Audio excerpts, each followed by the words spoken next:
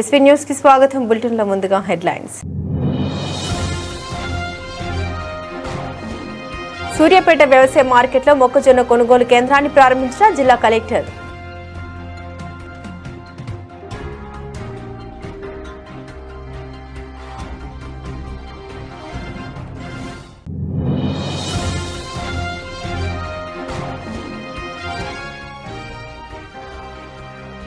పోచారం పరిధిలోని సంస్కృతి టౌన్షిప్ లో skating track నిర్మాణానికి డీసీసీ ప్రెసిడెంట్ వజ్రేష్ యాదవ్ ఘనంగా భూమి పూజ.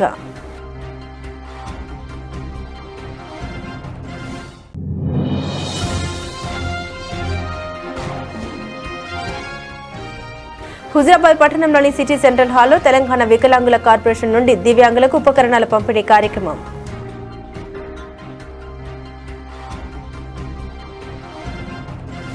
మేడ్చల్ జిల్లా గట్కేసర్ సర్కిల్ 8వ డివిజన్ పోచారం పరిధిలోని సంస్కృతి టౌన్షిప్ లో స్కేటింగ్ ట్రాక్ నిర్మాణానికి PCC vice president DCC president Vajresh Yadav ఘనంగా భూమి పూజ నిర్వహించారు. టౌన్షిప్ కమిటీ సభ్యుల సమక్షంలో ఈ కార్యక్రమం శాస్త్రోక్తంగా జరిగింది. టౌన్షిప్ సెక్రటరీ, వైస్ ప్రెసిడెంట్ మరియు ఇతర సభ్యుల సమన్వయంతో హెచ్ఎండీ అధికారుల నుండి అనుమతులు సాధించి ఈ ప్రాజెక్టును ముందుకు తీసుకెళ్తున్నారు. ఈ సందర్భంగా మాట్లాడిన ప్రతినిధులు మధ్యతరగతి ప్రజలు తమ జీవితకాల సంపాదనతో ఇక్కడ ఫ్లాట్లు కొనుగోలు చేశారని, వారి ఆస్తుల విలువ పెరగాలన్నా, కుటుంబాలకు రక్షణ ఉండాలన్నా పూర్తిస్థాయి గేటెడ్ కమ్యూనిటీ సౌకర్యాలు అవసరమని పేర్కొన్నారు. ఈ కార్యక్రమంలో Samskruthi township welfare association vice president Satyanarayana, secretary Indira Priyadarshini, మాజీ అధ్యక్షుడు బద్దం వెంకటరెడ్డి, రాజేశ్వర రెడ్డి, పవన్ మరియు కాంగ్రెస్ పార్టీ నాయకులు, కాలనీ సభ్యులు తదితరులు పాల్గొన్నారు.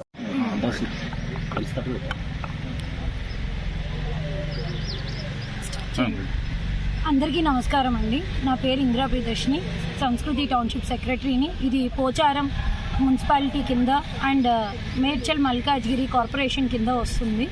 మేము 20 ఏళ్ల నుంచి ఎమ్యూనిటీల గురించి ట్రై చేస్తూ ఉంటే రీసెంట్గా గౌతమ్ గారు మాకు ఈ U4లో స్కేటింగ్ ట్రాక్కి పర్మిషన్ ఇచ్చారు. అలాగే క్లబ్ హౌస్లో టెంపరీ షాప్స్కి కూడా పర్మిషన్ ఇవ్వడం జరిగింది. సో మేము ఎన్నాళ్ళ నుంచి అయితే మా బ్లాక్స్లో వాటిలో ఉన్నాయో కమర్షియల్స్ అవన్నీ మేము టెంపరీ షాప్స్గా పెట్టుకొని అవి మూవ్ చేసుకుంటాము.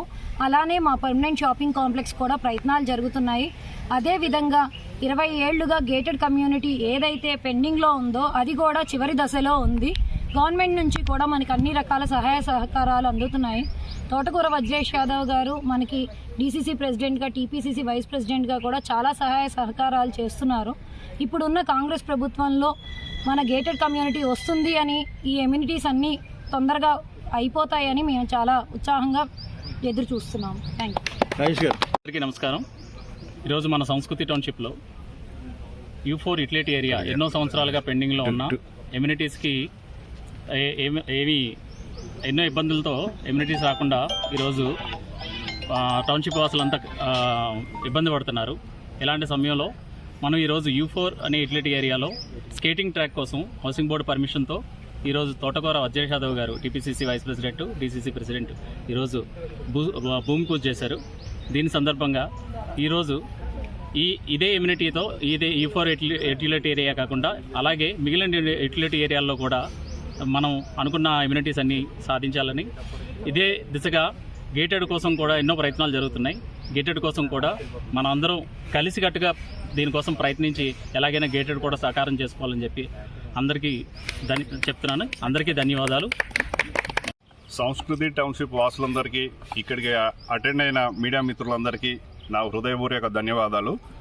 ముందుగా ఇక్కడ ఈరోజు మనము స్కేటింగ్ ట్రాక్ భూమి పూజ కార్యక్రమానికి శ్రీ వజ్రేష్ యాదవ్ గారి ద్వారా భూమి పూజ కార్యక్రమం ఇక్కడ నిర్వహించుకోవడం జరిగింది. ఈ ట్రాక్ యాక్చువల్గా రావడానికి కారణమే PCC vice president, DCC president అయిన వజ్రేష్ యాదవ్ గారు. ఆయన హెచ్ఎండిఏతోని మన సెక్రటరీ గారు, మన వైస్ ప్రెసిడెంట్ గారు వీళ్ళతో కోఆర్డినేషన్ చేసుకొని పూర్తి స్థాయిలో ఇక్కడ ఉన్న పిల్లలకున్న అవసరాల గురించి పూర్తి స్థాయిలో వాళ్ళకు వివరించి పర్మిషన్లు తీసుకురావడం జరిగింది. మా కాలనీ వాసులందరి తరఫున ముఖ్యంగా వజ్రేష్ యాదవ్ గారికి నా ధన్యవాదాలు తెలుపుకుంటూ, అలాగే కాలనీ వాసులందరికీ నా చిన్న విన్నపం ఏంటంటే, ఇక్కడ మేజర్గా ఉన్నది మధ్యతరగతి వాసులు.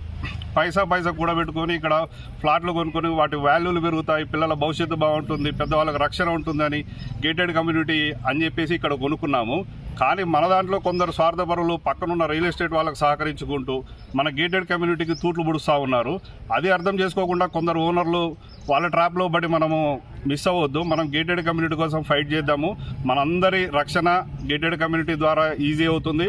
మన పెద్దవాళ్ళు ప్రశాంతంగా ఉండాలన్నా, మన పిల్లలకు భవిష్యత్తు ఉండాలన్నా, మన ఆస్తులకు, మన ఫ్లాట్లకు విలువ రావాలన్నా గేటెడ్ కమ్యూనిటీ ద్వారా సాధ్యమవుతుంది.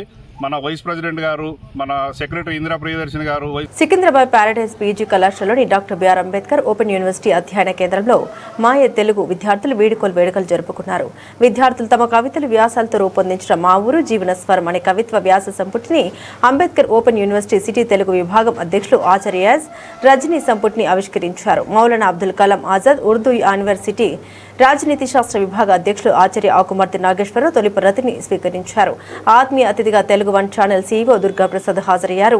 ఈ కార్యక్రమానికి డాక్టర్ తిరునగిరి శ్రీనివాస్ అధ్యక్షత వహించారు. మా ఊరు జీవన స్వరం పుస్తక రూపకల్పనలో సమన్వయకర్తగా బాధ్యత నిర్వర్తించిన డాక్టర్ సుధాకర్ భట్టను ఎంతో ఘనంగా సత్కరించారు. ఈ కార్యక్రమంలో చిగిచెర్ల కృష్ణారెడ్డి, డాక్టర్ బోనాల మురళి, డాక్టర్ మారోజు దేవేంద్ర, డాక్టర్ మహేందర్, గిన్నారావు, ఆదినారాయణరావు విద్యార్థులు ఎంతో ఉత్సాహంగా పాల్గొన్నారు. మిమ్మల్ని అందరినీ అభినందిస్తున్నాను.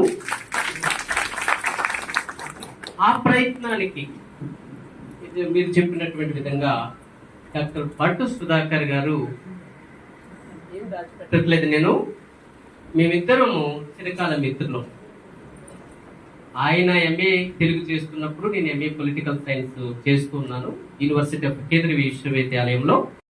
మా ఆత్మీయ అన్న ఇందుగలడు అందులేడన్న సీనన్న, నా సీనన్న గారికి, అలాగే అధ్యాపక మిత్రులైనటువంటి మురళి గారికి, అలాగే దేవేంద్ర మేడం గారికి, అలాగే మహేందర్ గారికి, ఆదినారాయణ గారికి, అందరికి పేరు పేరున కృతజ్ఞత తెలియజేస్తూ, తనను తెలుసుకున్నవాడు తత్వజ్ఞుడు, తనను తెలుసుకున్నవాడు తత్వజ్ఞుడు, పరులను తెలుసుకున్నవాడు పరమజ్ఞుడు, పరులను తెలుసుకున్నవాడు. పేరు కీర్తిశేషులు చిగిచెర్ల పెద్దిరెడ్డి, మా అమ్మ చిగిచెర్ల ఓబులం. వారి జ్ఞాపకార్థం 12వ తారీఖున మామూలుగా గ్రామంలో టీడీటీ వాళ్ళ సౌజన్యంతో ఉన్నారు. ఎంఏ తెలుగు మొట్టమొదటి సంవత్సరం విద్యార్థులు ఉన్నారు. ఇప్పుడు కొత్తగా వచ్చినటువంటి సెమిస్టర్ విద్యార్థులు కూడా ఉన్నారు. బహుశా వాళ్ళకి నేను తెలియకపోయి ఉండొచ్చు, ఎందుకంటే మొదటి సెమిస్టర్ లో ఆధునిక అధ్యాయం అని చెప్పేటువంటి నిషి కవుల్లో ఒకరైనటువంటి ఆచార్య కెఎస్ రమణ గారు అధ్యక్షులుగా ఉండి తెలుగు శాఖను నడిపించడమే కాకుండా ఆయనకు ఒక గొప్ప కళ ఉండేది. ఎటువంటి కళ అంటే తెలుగు శాఖ డిగ్రీ వరకే పరిమితం కావద్దు,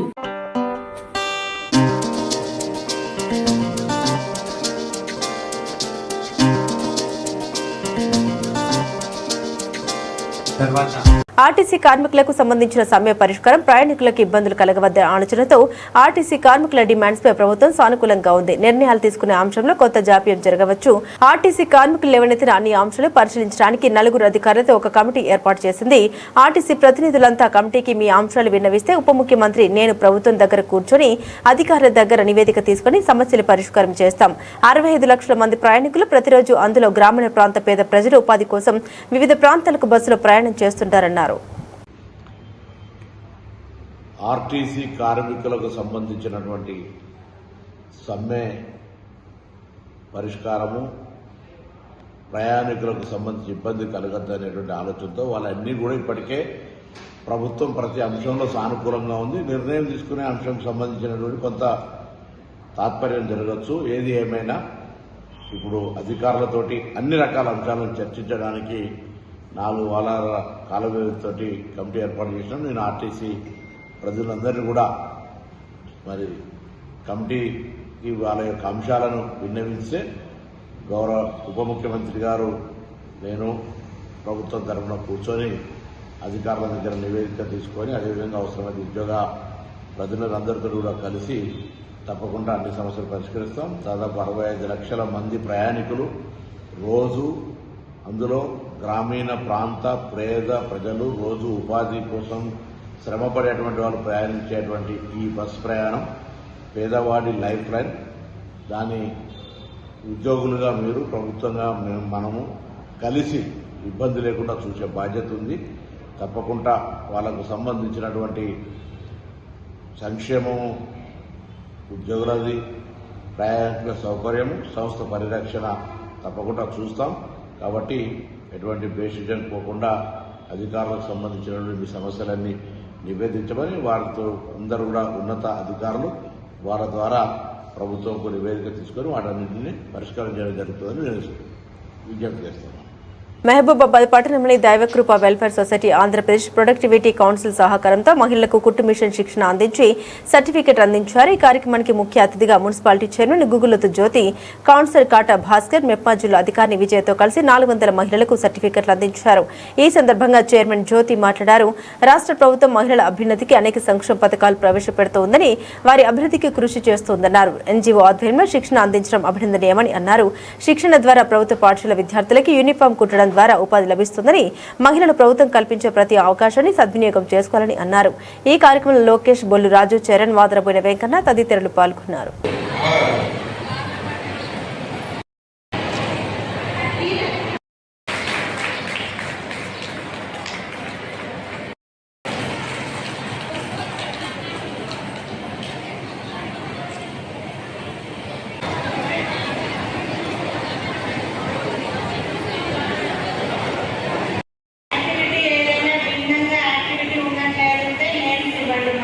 అదొకటి గుర్తుపెట్టుకోండి. శిక్షణ తీసుకున్న వాళ్ళందరూ కూడా మీ దగ్గరలో ఉన్న స్కూల్స్ ఏవైతే ఉన్నాయో ఆ స్కూలు లెక్చర్ దగ్గర పెట్టి మేము ఉంటాం సార్. ఈ సంవత్సరం కాకపోయినా నెక్స్ట్ ఇయర్ వాళ్ళకన్నా మీరు ఆ స్కూల్లో మీరు దత్తత తీసుకున్నట్టు ఆ స్కూల్ యూనిఫామ్స్ కూడా మీరే కుట్టి, మనకు ఒక యూనిఫామ్ ఉంటే 50 రూపాయలు ఉంటాయి, ఇప్పుడు 75 రూపాయలు ఉన్నది. ఒక్కొక్క పిల్లవాడికి 75 రూపాయలు 2 యూనిఫామ్లు ఇవ్వడం జరుగుతాయి. కాబట్టి ఒక స్కూల్ యూనిఫామ్కి 150 రూపాయలు చొప్పున మన గవర్నమెంట్ నుంచి వస్తాయి. పేమెంట్ కూడా డిలే ఏం కాదు, ఒక 3 నెలలు 4 నెలల వెంటనే మనకు మన పట్టణ సమైక్య వాళ్ళ ద్వారా వేయడం జరుగుతుంది. కాబట్టి ముందుకు రాండి, నేర్చుకోండి.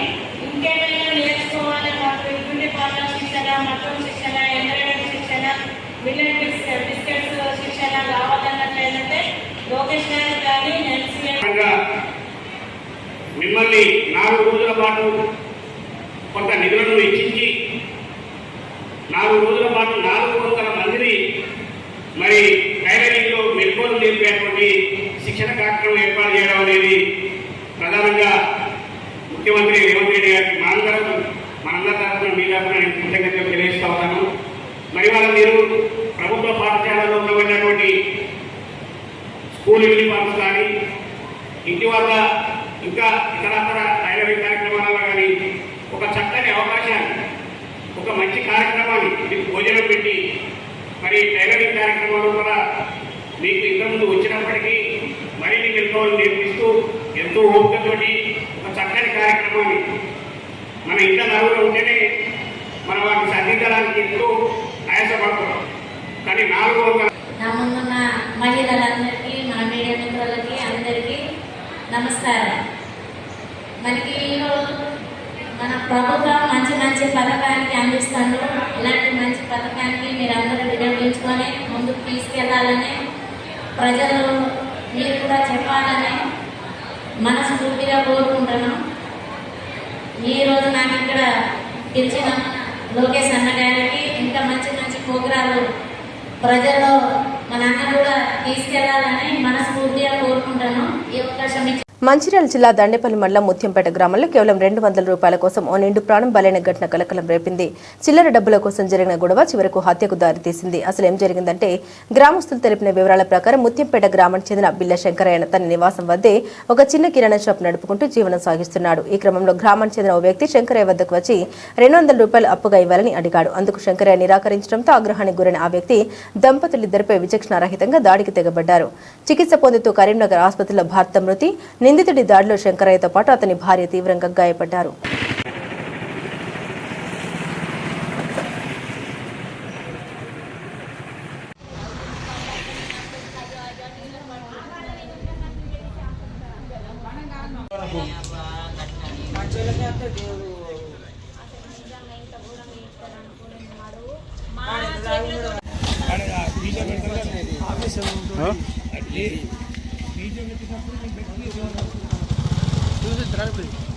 సంగతి మామతో నేను ఇద్దరం బట్టలు పట్టినా కూడా ప్లేట్ ఆకులే ఖరాబకు అక్కడ కూడా అసలు డాక్టర్ అక్కడే ఉంది. కాటన్ దూరి అంత ఎందుకు తడిచినా బట్ట పట్టినప్పుడు ఆగలేదు తలకు ప్లేట్ ఇంటికి వచ్చి చెప్తాను. నేను అప్పుడే పోతే హాస్పిటల్ నుంచి మళ్ళీ వెళ్ళేట దాకా పోయినాక విజయకు వచ్చినాక అటు విజయకు తీసుకుంటాను. కానీ ఏ గింత ఇది కాదు వీళ్ళకి పుల్లకైనా కానీ మంచిగా ఉండిపో అన్నను బట్ట పట్టిన రాలేదు తలకు బ్లేడ్ ఇంటికి వచ్చి చెప్తాను నేను అప్పుడే పోతే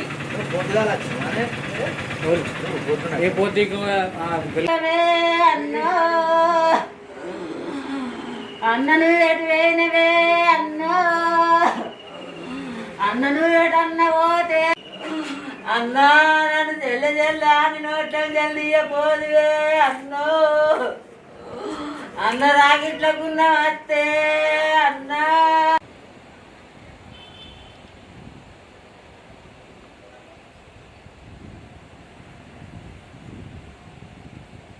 వాడు సలకవాటు తెనవట్టు ఇసిండు డబ్బులు అడిగిందట వీళ్ళు ఇవ్వకపోతేనో మరి ఏదో తెలియదు మొత్తం మీద అది బట్టి చూస్తే ఆ పెద్ద మనిషికి తాకింది దెబ్బ తాకేసరికి అయ్యో కొట్టిండు కదా అని భర్తను కూడా తెగేమో పోతుంది కదా బయటికి వెళ్ళేసరికి పెద్ద పండు తీసి ఈమెను కొట్టేసరికి ఈమెకు తాకింది ఆయనకు తాకింది ఇంకా మేము ఈ టెన్షన్లోనే ఉన్నాము ఇక వాడు ఉరికిండట వీళ్ళు వెనక వేయగా దొరకలేదు దెబ్బలు బాగానే పోయేటప్పుడు మాట్లాడిండు అంబులెన్స్ గవర్నమెంట్ హాస్పిటల్ తీసుకుపోయినా స్విచ్ చేసిండు ఆమెకు కొద్దిగా బాగానే ఉంది అనుకున్నాం తను కూడా మాట్లాడిండు కానీ ఇక పొద్దున వరకు కరీంనగర్ తీసుకుపోమన్నారు డాక్టర్లు కరీంనగర్ తీసుకుపోయినాక మార్నింగ్ వరకు ఇక అట్లా జరిగింది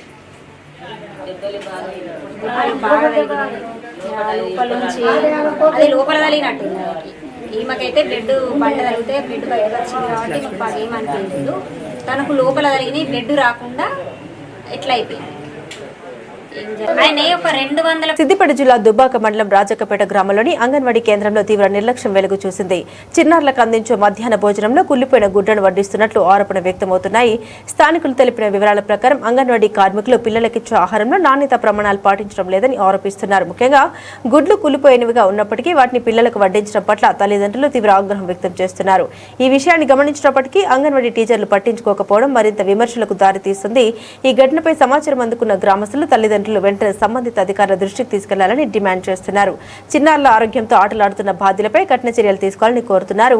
ఇప్పటికైనా ఉన్నతాధికారులు స్పందించి అంగన్వాడీ కేంద్రాల్లో ఆహార నాణ్యతపై ప్రత్యేక దృష్టి సారించాలని, ఇటువంటి ఘటన పునరావృతం కాకుండా చర్యలు చేపట్టాలని గ్రామ ప్రజలు విజ్ఞప్తి చేస్తున్నారు.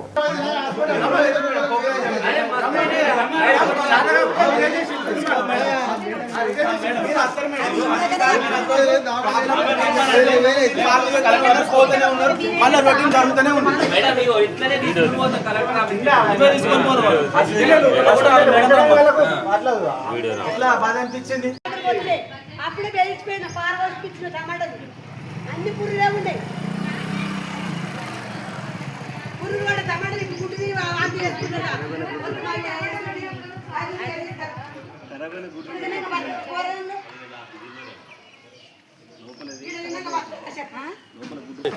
పురుగువాడి కోసిరు టమాటాలు కూరగాయలు గక్కత్తని పారే అని చెప్పి నేను మీ అవనాడికి వచ్చిందట టమాటాలు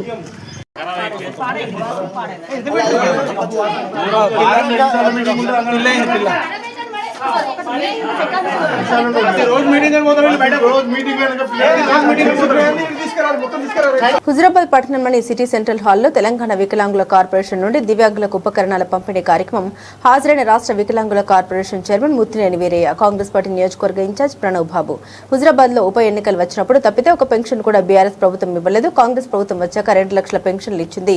బీఆర్ఎస్ ప్రభుత్వం ఉన్నప్పుడు 10 ఏళ్లలో వికలాంగులకు 64 కోట్లు కేటాయిస్తే కాంగ్రెస్ ప్రభుత్వం 3 ఏళ్లలో 150 కోట్లు కేటాయించిన ఘన చరిత్ర కాంగ్రెస్ ప్రభుత్వానిది. రాష్ట్ర వ్యాప్తంగా 8,000 మంది వికలాంగులకు ఉపకరణాలు పంపిణీ చేస్తున్నాం.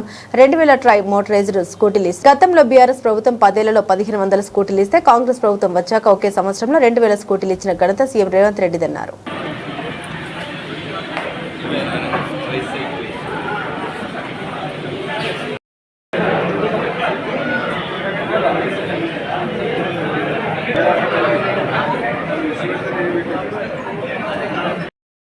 దూరం ఉండండి ప్లీజ్, దూరం ఉండండి ప్లీజ్.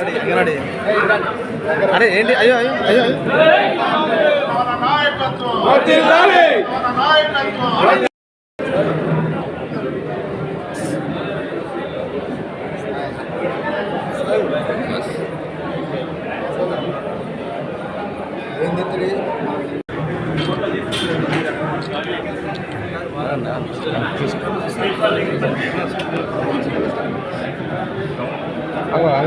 అలాగే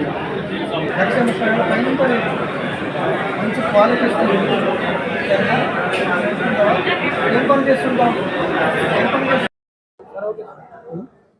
ఈరోజు మరి హుజూరాబాద్ నియోజకవర్గంలోకి తెలంగాణ వికలాంగుల కార్పొరేషన్ నుంచి వికలాంగుల ఆత్మబంధువు, వికలాంగుల సంక్షేమ అభివృద్ధి ప్రదాత, వికలాంగుల పెద్దన్న సీఎం రేవంత్ రెడ్డి గారి ఆధ్వర్యంలో రాష్ట్ర వ్యాప్తంగా వికలాంగులందరికీ కూడా 8,000 మంది వికలాంగులకి ఉపకరణాలు ఇస్తున్నాము. ఇందులో భాగంగా 2,000 ట్రైమోటరైజ్డ్ స్కూటీలను కూడా ఇస్తున్నాము. బ్యాటరీ ట్రైసైకిళ్ళు, బ్యాటరీ వీల్ చైర్లు, బిజినెస్ ఎంపవర్ కార్ట్లు, హై ఎండ్ ల్యాప్టాప్లు, లో ఎండ్ ల్యాప్టాప్లు, ట్యాబులు, 5G స్మార్ట్ ఫోన్లు, వికలాంగులకి ఏదైతే అవసరమవుతుందో అవన్నీ పరికరాలు ఇస్తున్నాము. దాంట్లో భాగంగా హుజూరాబాద్ నియోజకవర్గంలో వికలాంగ సోదర సోదరిమణులకు పంచడానికి ఇక్కడికి రావడం జరిగింది. తెలంగాణ రాష్ట్రంలో కాంగ్రెస్ పార్టీ ప్రభుత్వం ఏర్పడిన తర్వాత ఒకే సంవత్సరంలో 2,000 మంది వికలాంగులకి ట్రైమోటరైజ్డ్ స్కూటీలు ఇస్తున్న ఘనచరిత్ర రాష్ట్ర ముఖ్యమంత్రి వర్యులు రేవంత్ రెడ్డి గారిది. గత 10 ఏళ్లలో కేసీఆర్ ప్రభుత్వంలో 1,500 స్కూటీలు ఇచ్చారు. 1,500 స్కూటీలు 10 ఏళ్లలో ఇచ్చారు. అంటే సగటున సంవత్సరానికి 150 చొప్పున ఇచ్చారు. కానీ రేవంత్ రెడ్డి గారు మన కార్పొరేషన్ నుంచి వికలాంగుల సంక్షేమం చూసే పెద్దన్నగా ఒకే సంవత్సరంలో 2,000 ట్రైమోటరైజ్డ్ స్కూటీలు ఇస్తున్నాము. అదొక్కటే కాకుండా ఈరోజు చిన్నపిల్లలైన వికలాంగుల కోసం, 6 సంవత్సరాల లోపు ఉన్న వికలాంగుల కోసం శస్త్రచికిత్సలు చేసి సాధారణ వ్యక్తులుగా మార్చడం కోసం బాల భరోసా కార్యక్రమాన్ని ఏర్పాటు చేశాం. గతంలో వికలాంగులకి స్వయం సమృద్ధి సంఘాలు ఉండేవి, సెల్ఫ్ హెల్ప్ గ్రూప్స్. కేసీఆర్ కాలంలో అవన్నీ సర్వనాశనం అయిపోయినాయి. కానీ ఇప్పుడు మళ్ళా వాటిని రీస్టార్ట్ చేసి మన అడ్లూరు లక్ష్మణ్ కుమార్ గారి ఆధ్వర్యంలో 11,000 స్వయం సహాయక సంఘాలని వికలాంగుల కోసం ఏర్పాటు చేసిన ఘనచరిత్ర కూడా రాష్ట్ర ముఖ్యమంత్రి రేవంత్ రెడ్డి గారిది. అంతేకాకుండా హైయర్ ఎడ్యుకేషన్లో 5% రిజర్వేషన్ ఇచ్చాము. కోర్టు ఉద్యోగాల్లో 4% రిజర్వేషన్ ఇచ్చాము. ఎన్నడూ లేని విధంగా పోలీసు అడ్మినిస్ట్రేటివ్ ఉద్యోగాల్లో కూడా రిజర్వేషన్ ఇచ్చిన ఘనచరిత్ర రాష్ట్ర ముఖ్యమంత్రి వర్యులు రేవంత్ రెడ్డి గారిది. అంతేకాకుండా దేశంలో ఎక్కడ లేని విధంగా 2 వికలాంగులు పెళ్లిళ్ళు చేసుకుంటే కళ్యాణ్ లక్ష్మితో పాటు అదనంగా 2 లక్షల రూపాయలు ఇస్తున్నాము. ఏ రాష్ట్రంలో కూడా ఈ పథకం అమలు లేదు. ప్రభుత్వం ఉన్నప్పుడు ఇదే కార్పొరేషన్కి 10 ఏళ్లలో 64 కోట్లు ఇచ్చారు. కానీ రేవంత్ అన్న ముఖ్యమంత్రి అయిన తర్వాత మొదటి సంవత్సరం 50 కోట్లు, రెండవ సంవత్సరం 50 కోట్లు, మూడో సంవత్సరం 50 కోట్లు, మొత్తం 3 సంవత్సరాల్లోనే 150 కోట్లు కేటాయించి ఇచ్చిన చరిత్ర ఘనచరిత్ర రాష్ట్ర మంత్రిది. ఇది మొదటి సంవత్సరంలో భాగంగా డిస్ట్రిబ్యూట్ చేస్తున్నాము. రెండో సంవత్సరాన్ని ఇంకో 2-3 నెలల్లో మనకి ఆ పరికరాలు కూడా వస్తాయి. కాబట్టి మరి వికలాంగులందరూ కూడా సంతోషంగా ఉండే అవకాశం ఎక్కువగా ఉంది. కానీ కేసీఆర్ కనికరం చూపలేదు. రేవంత్ రెడ్డి గారు దృష్టికి తీసుకుపోగానే ఇవాళ కళ్యాణ్ లక్ష్మితో పాటు రేవంత్ అన్న కానుకగా 2 లక్షల రూపాయలు ఇస్తున్న ఘనచరిత్ర కూడా ఈ రాష్ట్ర ప్రభుత్వానికి రేవంత్ రెడ్డి గారిది అన్న విషయం తెలియజేస్తున్నాను. హుజూరాబాద్లో బై ఎలక్షన్ వచ్చినప్పుడు తప్ప ఒక్క రోజు కూడా ఒక్క కొత్త పెన్షన్ ఇవ్వలేదు కేసీఆర్ గారు. కానీ రాష్ట్ర ముఖ్యమంత్రి వర్యులు బడుగు బలహీన వర్గాల ఆత్మబంధువుగా మరి 2 లక్షల పెన్షన్ ఇచ్చిన ఘనచరిత్ర కూడా రాష్ట్ర ముఖ్యమంత్రి వర్యులు రేవంత్ రెడ్డి గారిది అన్న విషయాన్ని స్పష్టంగా తెలియజేస్తున్నాను. Thank you. అన్ని పరికరాలు 40% అందిస్తున్నాము. గతంలో కేసీఆర్ గారి ప్రభుత్వంలో మరి 75% పైన ఉంటేనే స్కూటీ ఇచ్చేవాళ్ళు. మెదక్ జిల్లా నార్సింగి మండల కేంద్రంలో కేంద్ర ప్రభుత్వం ఫసల్ బీమా అమలు చేయాలని అంటున్న రాష్ట్ర ప్రభుత్వం సొంత లబ్ధి కోసం పథకం అమలును అడ్డుకోవడం వల్లే అవ్వ పెట్టదు అడుక్కోనివ్వదనే పరిస్థితి నేడు రైతుకు కలిగిందని మెదక్ ఎంపీ రఘునందన్ రావు విమర్శించారు. ఆదివారం మండలంలో కురిసిన వడగళ్ల వాన, భారీ వర్షం వల్ల మండలంలోని వరి రైతులు 100 ఎకరాల్లో పంట నష్టపోయిన విషయాన్ని తెలుసుకున్న రఘునందన్ రావు సోమవారం మండల కేంద్రంలోని పొలాల్ని సందర్శించారు. పర్యటన సందర్భంగా రైతులు కుటుంబంతో సహా ఎంపీ కాళ్లపై పడి తమను ఎలాగైనా ఆదుకోవాలని, లేని పక్షంలో తమకు చావే శరణ్యమని వేడుకున్నారు. కాళ్ల మీద పడ్డ రైతుల్ని వారిస్తూ రఘునందనరావు ఖచ్చితంగా ఆదుకుంటామని, ప్రభుత్వం తరపునే కాకుండా సొంతంగా కూడా సహాయం అందిస్తామని హామీ ఇచ్చారు. ఈ కార్యక్రమంలో జిల్లా కిసాన్ మోర్చా ఉపాధ్యక్షుడు లింగారెడ్డి, బీజేపీ మండల అధ్యక్షుడు షిర్న చంద్రశేఖర్, పట్టణ అధ్యక్షుడు మైలారం నరసింహులు, నర్సంపల్లి గ్రామ అధ్యక్షుడు అశోక్, మండల కిసాన్ మోర్చా అధ్యక్షుడు హరిబాబు, మాజీ జిల్లా ఉపాధ్యక్షుడు సత్యపాల్ రెడ్డి, మండల బూత్ అధ్యక్షులు, వివిధ మోర్చాల నాయకులు, మైనార్టీ నాయకులు, కార్యకర్తలు పాల్గొన్నారు.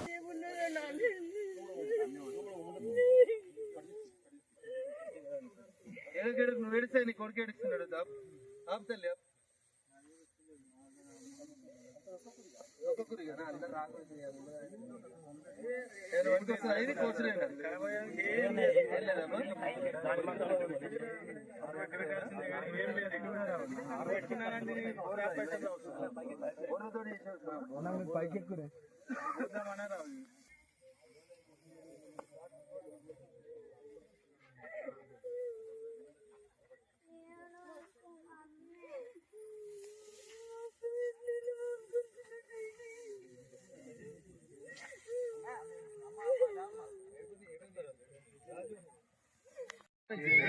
అమ్మేస్తుంది పొద్దున చూసి సార్ మంచి సాయంత్రం వరకు ఏం లేవు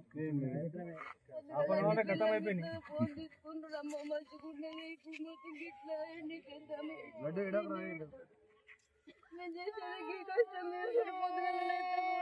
చిన్నోడు ఏడోకు తల్లి ఏడోకు కేవలం వ్యవసాయం ఆధారం ఉంది అట్లానే వీళ్ళ ఎమోషన్ కంట్రోల్ తీసుకుంటుంది. నేను మాట్లాడతా కలెక్టర్ గారితో ఉదయం మాట్లాడినా కమిషనర్ గారితో మాట్లాడినా మళ్ళీ మాట్లాడతా పంపించారు వెంటనే తహసీల్దార్లు ఎవరినందరినీ చూస్తా చెల్లి ఏడొకటి తప్పకుండా ఏదో ఒక రకంగా నేను కూడా కొంత సాయం చేస్తాను.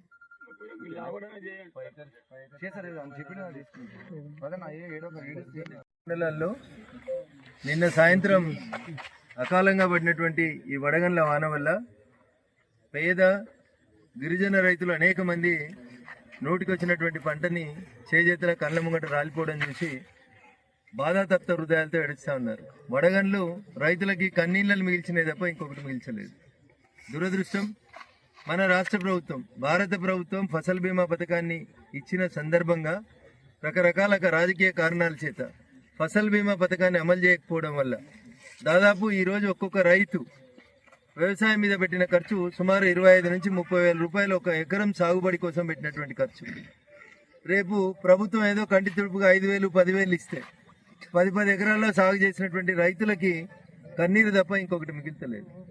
అమ్మ పెట్టది అడక తినని ఏది రాష్ట్ర ప్రభుత్వం ఇన్సూరెన్స్ ఏది కేంద్ర ప్రభుత్వం ఇచ్చినటువంటి ఫసల్ బీమా పథకాన్ని కూడా అమలు చేయకపోవడం వల్ల ఇట్లాంటి పేద రైతులకు సంబంధించినటువంటి సమస్యల్ని రాష్ట్ర ప్రభుత్వం ఎట్లా తీరుస్తుంది అనేది ఒకసారి ఆలోచించుకోవాలి. చాలా చెప్తారు మాటలు మాత్రం 1,00,000 కోట్లు పెట్టి కాళేశ్వరం కట్టినామని ఒక ఆయన చెప్తాడు, 1,00,000 కోట్లు పెట్టి రేపు మూసిని సాఫ్ చేస్తామని ఒకటి చెప్తాడు.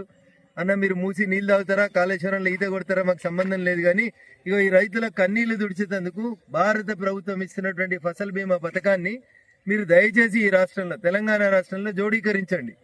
పాత ముఖ్యమంత్రి జోడించలేదని కొత్త ముఖ్యమంత్రి జోడించకపోవడం, ఇలా నార్సింగ్లోనే ఒక పక్క మంచి కనబడుతుంది, ఇంకొక పక్క రైతన్నలు నష్టపోయి కనబడతా ఉన్నారు.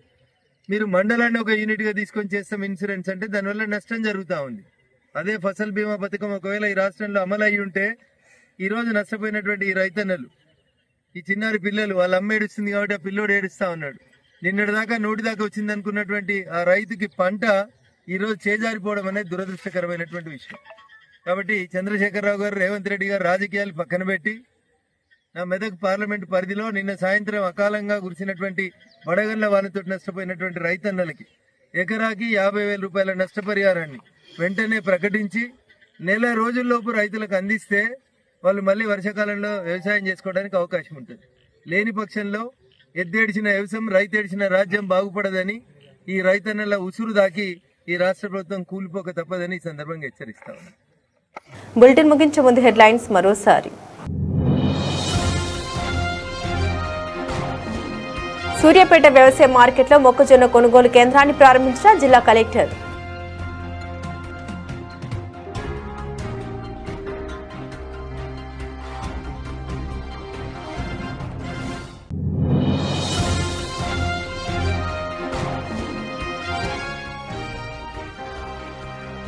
పోచారం పరిధిలోని సంస్కృతి టౌన్షిప్ లో స్కేటింగ్ ట్రాక్ నిర్మాణానికి డీసీసీ ప్రెసిడెంట్ వజ్రేష్ యాదవ్ ఘనంగా భూమి పూజ.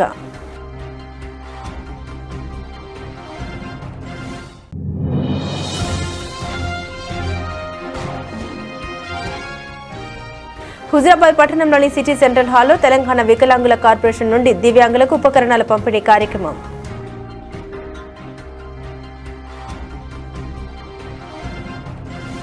ఇవి బులెటిన్లోని విశేషాలు. తిరిగి మరో బులెటిన్తో మళ్ళీ కలుసుకుందాం. అంతవరకు సెలవు. నమస్కారం.